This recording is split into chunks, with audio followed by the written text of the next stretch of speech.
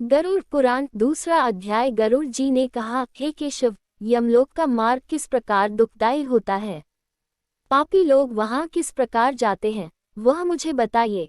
श्री भगवान बोले, हे गरुड़, महान दुख प्रदान करने वाले यम मार्ग के विषय में मैं तुमसे कहता हूँ। मेरा भक्त होने पर भी तुम उसे सुनकर कांप उठोगे। यम मार्ग में वृक्ष की छाया नहीं है जहाँ प्राणी विश्राम कर सके। उस यम मार्ग में अन्न आदि भी नहीं है जिनसे कि वह अपने प्राणों की रक्षा कर सके। हे खग, वहाँ कहीं जल भी नहीं दिखता जिसे अत्यंत तृषातुर वह जीव पी सके। वहाँ प्रलय काल की भांति 12 सूर्य तपते रहते हैं। उस मार्ग में जाता हुआ पापी कभी बर्फीली हवा से पीड़ित होता है तथा कभी कांटे चुभते हैं और कभी महाविषधर सर्पों के द्वारा डसा जाता है। वह पापी कहीं सिंहों, व्याघ्रों और भयंकर कुत्तों द्वारा खाया जाता है, कहीं बिच्छुओं द्वारा डसा जाता है और कहीं उसे आग से जलाया जाता है। तब कहीं अति भयंकर महान असिपत्रवन नामक नरक में वह पहुंचता है, जो 2000 योजन विस्तार वाला कहा गया है। वह वन कौओं, उल्लुओं, वटों, पक्षी विशेषों, गीधों, सर्गों तथा डांसों से व्याप्त है। उसमें चारों ओर दावाग्नि व्याप्त है। असिपत्र के पत्तों से वह जीव उस वन में छिन्न भिन्न हो जाता है। कहीं अंधे कुएं में गिरता है, कहीं विकट पर्वत से गिरता है, कहीं छुरे की धार पर चलता है तो कहीं कीलों के ऊपर चलता है।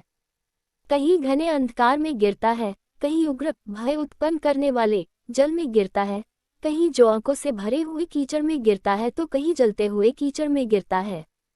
कहीं तपी हुई बालुका से व्याप्त और कहीं धधकते हुए ताम्रमय मार्ग, कहीं अंगार की राशि और कहीं अत्यधिक धुएं से भरे हुए मार्ग पर उसे चलना पड़ता है।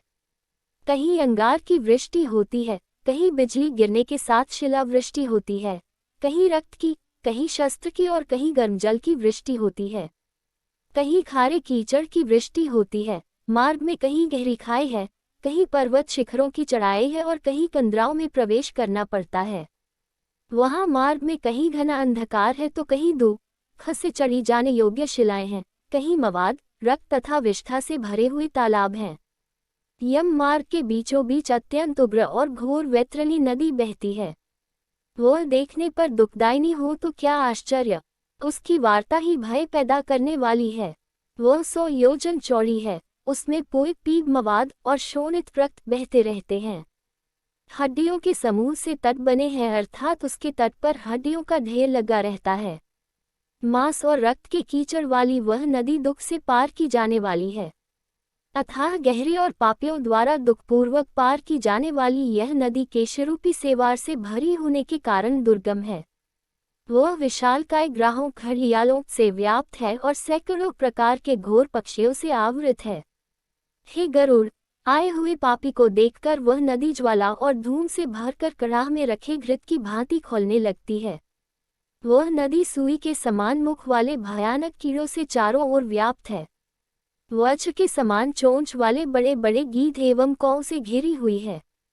वह नदी शिशुमार, मगर, जोंक, मछली, कछुए तथा अन्य मांसभक्षी जलचर जीवों से भरी पड़ी है। उसके प्रवाह में गिरे हुए बहुत से पापी रोते चिल्लाते हैं और हे भाई, हा पुत्र, हा तात, इस प्रकार कहते हुए बार बार विलाप करते हैं। भूख और प्यास से व्याकुल होकर पापी जीव रक्त का पान करते हैं। वह नदी झागपूर्ण रक्त के प्रवाह से व्याप्त, महाघोर, अत्यंत गर्जना करने वाली, देखने में दुख पैदा करने वाली तथा भयावह है। उसके दर्शन मात्र से पापी चेतना शून्य हो जाते हैं। बहुत से बिच्छू तथा काले सर्पों से व्याप्त उस नदी के बीच में गिरे हुए पापियों की रक्षा करने वाला कोई नहीं है। उसके सैकड़ों, हजारों भंवरों में पड़कर पापी पाताल में चले जाते हैं। क्षण भर पाताल में रहते हैं और एक क्षण में ही ऊपर चले आते हैं। हे खग, वह नदी पापियों के गिरने के लिए ही बनाई गई है। उसका पार नहीं दिखता। वह अत्यंत दुखपूर्वक तरने योग्य तथा बहुत दुख देने वाली है। इस प्रकार बहुत प्रकार के क्लेशों से व्याप्त अत्यंत दुखप्रद यममार्ग में रोते चिल्लाते हुए दुखी पापी जाते हैं। कुछ पापी पाश से बंधे होते हैं और कुछ अंकुश में फंसाकर खींचे जाते हैं और कुछ शस्त्र के अग्रभाग से पीठ में छेदते हुए ले जाए जाते हैं। कुछ नाक के अग्रभाग में लगे हुए पाश से और कुछ कान में लगे हुए पाश से खींचे जाते हैं। कुछ काल पाश से खींचे जाते हैं और कुछ कौ से खींचे जाते हैं। वे पापी गर्दन, हाथ तथा पैर में जंजीर से बंधे हुए तथा अपनी पीठ पर लोहे के भार को ढोते हुए मार्ग पर चलते हैं। अत्यंत घोर यमदूतों के द्वारा मुद्गरों से पीटे जाते हुए वे मुख से रक्त वमन करते हुए तथा वमन किए हुए रक्त को पुनः पीते हुए जाते हैं। उस समय अपने दुष्कर्मों को सोचते हुए प्राणी अत्यंत ग्लानि का अनुभव करते हैं और अतीव दुखित होकर यमलोक को जाते हैं। इस प्रकार यममार्ग में जाता हुआ वह मंदबुद्धि प्राणी हा पुत्र हा पौत्र, इस प्रकार पुत्र और पौत्रों को पुकारते हुए हाय हाय इस प्रकार विलाप करते हुए पश्चाताप की ज्वाला से जलता रहता है। वह विचार करता है कि महान पुण्य के संबंध से मनुष्य जन्म प्राप्त होता है, उसे प्राप्त कर भी मैंने धर्माचरण नहीं किया। यह मैंने क्या किया? मैंने दान दिया नहीं, अग्नि में हवन किया नहीं, तपस्या की नहीं, देवताओं की भी पूजा की नहीं, विधि विधान से तीर्थ सेवा की नहीं। अतः हे जीव, जो तुमने किया है उसी का फल भोगो। हे देही, तुमने ब्राह्मणों की पूजा की नहीं, देव नदी गंगा का सहारा लिया नहीं, सत्पुरुषों की सेवा की नहीं, कभी भी दूसरे का उपकार किया नहीं। इसलिए हे जीव, जो तुमने किया है अब उसी का फल भोगो। मनुष्यों और पशु पक्षियों के लिए जलहीन प्रदेश में जलाशय का निर्माण किया नहीं, गौ और ब्राह्मणों की आजीविका के लिए थोड़ा भी प्रयास किया नहीं। इसलिए हे देही, तुमने जो किया है उसी से अपना निर्वाह करो। तुमने नित्य दान किया नहीं, गौ के दैनिक भरण पोषण की व्यवस्था की नहीं, वेदों और शास्त्रों के वचनों को प्रमाण माना नहीं, पुराणों को सुना नहीं, विद्वानों की पूजा की नहीं। इसलिए हे देही, जो तुमने किया है उन्हीं दुष्कर्मों के फल को अब भोगो। नारी जीव भी पश्चाताप करते हुए कहता है, मैंने पति की हितकर आज्ञा का पालन किया नहीं, पातिव्रत्य धर्म का कभी पालन किया नहीं और गुरुजनों को गौरवोचित सम्मान कभी दिया नहीं। इसलिए हे देहिन, जो तुमने किया उसी का अब फल भोगो। धर्म की बुद्धि से एकमात्र पति की सेवा की नहीं और पति की मृत्यु हो जाने पर वह प्रवेश करके उनका अनुगमन किया नहीं, वैधव्य प्राप्त करके त्यागमय जीवन व्यतीत किया नहीं। इसलिए हे देहिन, जैसा किया उसका फल अब भोगो। मास पर्यंत किए जाने वाले उपवासों से तथा चांद्रायन व्रतों आदि सुविस्तीर्ण नियमों के पालन से शरीर को सुखाया नहीं। पूर्वजन्म में किए हुए दुष्कर्मों से बहुत प्रकार के दुखों को प्राप्त करने के लिए नारी शरीर प्राप्त किया था।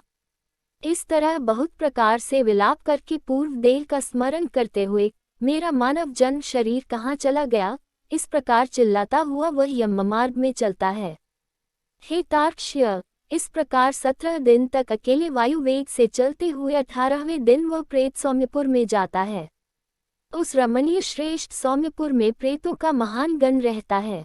वहाँ पुष्पभद्रा नदी और अत्यंत प्रिय दिखने वाला वटवृक्ष है। उस पुर में यमदूतों के द्वारा उसे विश्राम कराया जाता है।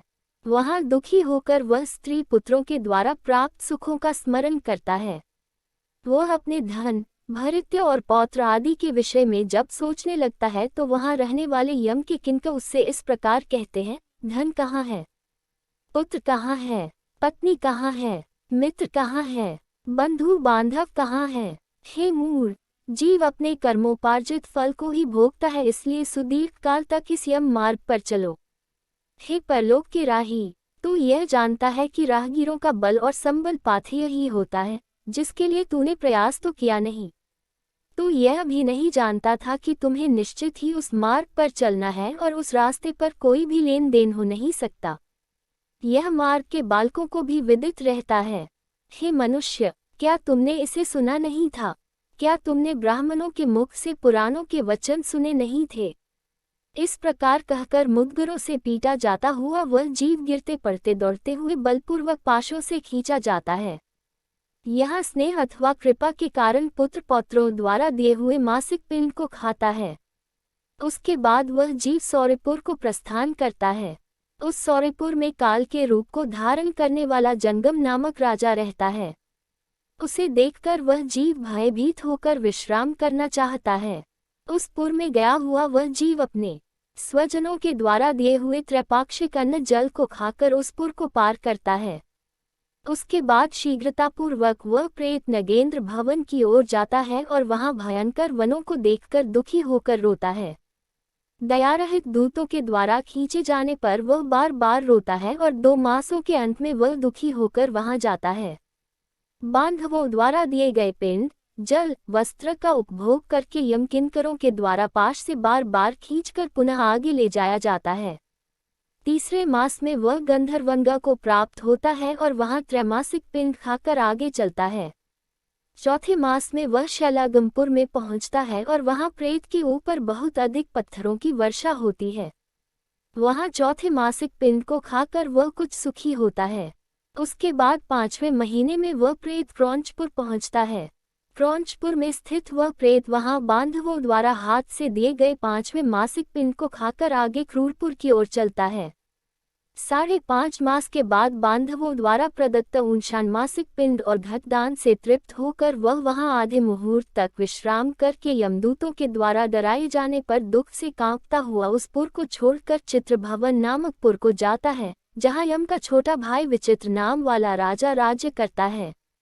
उस विशाल शरीर वाले राजा को देखकर जब वह जीव डर से भागता है, तब सामने आकर क्यावर्तधीवर उससे यह कहते हैं, हम इस महावितरणी नदी को पार करने वालों के लिए नाव लेकर आए हैं। यदि तुम्हारा इस प्रकार का पुण्य हो तो इसमें बैठ सकते हो। तत्वदर्शी मुनियों ने दान को ही वितरण देना या बांटना कहा है। यह वैतरणी नदी वितरण के द्वारा ही पार की जा सकती है, इसलिए इसको वैतरणी कहा जाता है। यदि तुमने वैतरणी गौ का दान किया हो तो नौक तुम्हारे पास आएगी, अन्यथा नहीं। उनके ऐसे वचन सुनकर प्रेत, हा देव, ऐसा कहता है। उस प्रेत को देखकर वह नदी खौलने लगती है और उसे देखकर प्रेत अत्यंत क्रंदन विलाप करने लगता है। जिसने अपने जीवन में कभी दान दिया ही नहीं, ऐसा पापात्मा उसी वैतरणी में डूबता है। तब आकाश मार्ग से चलने वाले दूत उसके मुख में कांटा लगाकर बंसी से मछली की भांति उसे खींचते हुए पार ले जाते हैं। वहां षाण्मासिक पिंड खाकर वह अत्यधिक भूख से पीड़ित होकर विलाप करता हुआ आगे के रास्ते पर चलता है। 7वें मास में वह बहवापतपुर को जाता है और वहां अपने पुत्रों द्वारा दिए हुए 7म मासिक पिंड को खाता है। हे पक्षीराज गरुड़, उस पुर को पाकर वह दुखद नामक पुर को जाता है। आकाश मार्ग से जाता हुआ वह महान दुख प्राप्त करता है। वहां 8वें मास में दिए हुए पिंड को खाकर आगे बढ़ता है और 9वां मास पूर्ण होने पर नानाक्रंदपुर को प्राप्त होता है। वहां क्रंदन करते हुए अनेक भयावह क्रंदगनों को देखकर स्वयं शून्य हृदय वाला वह जीव दुखी होकर आक्रंदन करने लगता है। उस पुर को छोड़कर वह यमदूतों के द्वारा भयभीत किया जाता हुआ 10वें महीने में अत्यंत कठिनाई से सुतप भवन नामक नगर में पहुंचता है। वहां पुत्रादि से पिंडदान और जलांजलि प्राप्त करके भी सुखी नहीं होता। 11वां मास पूरा होने पर वह रौद्रपुर को जाता है और पुत्रादि के द्वारा दिए हुए 11 मासिक पिंड को वहां खाता है। 11.5 मास बीतने पर वह जीव प्योवर्षण नामक नगर में पहुंचता है। वहां प्रेतों को दुख देने वाले मेघ घनघोर वर्षा करते हैं। वहां पर दुखी वह प्रेत ऊनाब्दिक श्राद्ध के पिंड को खाता है। इसके बाद वर्ष पूरा होने पर वह जीव शीताद्य नामक नगर को प्राप्त होता है। वहां हिम से भी 100 गुनी अधिक महान ठंड पड़ती है। शीत से दुखी तथा क्षुधित वह जीव इस आशा से 10 दिशाओं में देखता है कि शायद कहीं कोई हमारा बांधव हो जो मेरे दुख को दूर कर सके। तब यम के दूत कहते हैं, तुम्हारा ऐसा पुण्य कहाँ है? फिर वार्षिक पिंड को खाकर वह धैर्य धारण करता है। उसके बाद वर्ष के अंत में यमपुर के निकट पहुंचने पर वह प्रेत बहुभीतिपुर में जाकर हाथ भर माप के अपने शरीर को छोड़ देता है। हे पक्षी, पुनः कर्म भोग के लिए अंगुष्ठ मात्र के वायुस्वरूप यातना देह को प्राप्त करके वही यमदूतों के साथ जाता है। हे कश्यपात्मज, जिन्होंने और्ध्वदायिक मरण कालिक दान नहीं दिए हैं, वे यमदूतों के द्वारा दृढ़ बंधनों से बंधे हुए अत्यंत कष्ट से यमपुर को जाते हैं। हे आकाशगामी, धर्मराजपुर में 4 द्वार हैं, जिनमें से दक्षिण द्वार के मार्ग का तुमसे वर्णन कर दिया। इस महान भयंकर मार्ग में भूख, प्यास और श्रम से दुखी जीव जिस प्रकार जाते हैं, वह सब मैंने बतला दिया। अब और क्या सुनना चाहते हो? इस प्रकार गरुड़ पुराण के अंतर्गत सारोद्वार में यम मार्ग निरूपण नामक दूसरा अध्याय पूर्ण हुआ।